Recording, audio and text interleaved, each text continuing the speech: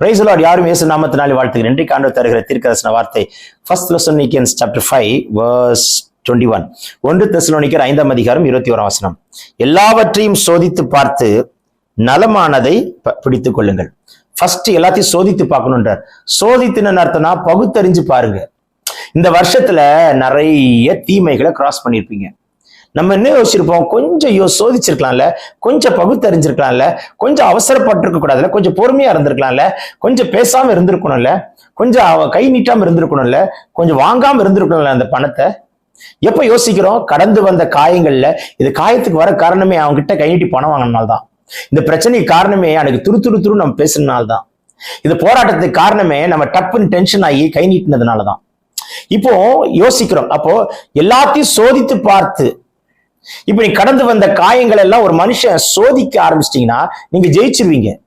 ஆனா கடந்து வந்த காயங்களை ஏன் நடந்துச்சு, எதனால நடந்துச்சு, நம்ம மேல என்ன மிஸ்டேக், நம்ம என்ன கரெக்ட் பண்ணிருக்கணும், நம்ம இப்படி இருந்தா நல்லா இருந்திருக்குமே, இப்படி இருந்துட்டோமே அப்படின்னு கொஞ்சம் ஒரு செகண்ட் நீங்க கொஞ்சம் அப்படி பகுத்தறிஞ்சு சோதிச்சு பாத்துருங்களேன், ஜெயிச்சிருவீங்க.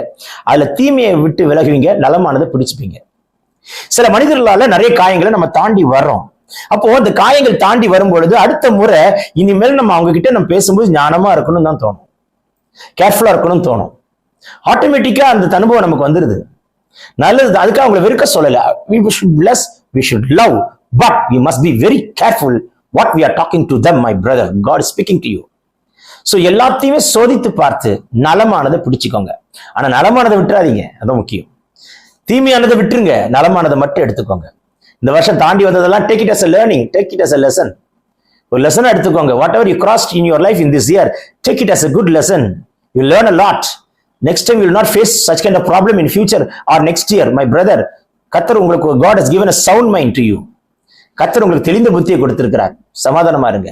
Take this prophetic word. அதனால பழைய பத்தி யோசிச்சு உட்கார்ந்து அழுதுட்டு இருக்காதீங்க. Think about next, go to the next level. May the Lord bless you. இந்த நாள் பிறந்த நாள் திரும்ப நாள் காரணவர்களை ஆசீர்வதிப்பாராக. வியாதி நீங்கட்டும், பலவீனம் மாறட்டும். Heal in Jesus' name. Amen, amen, amen. God bless you.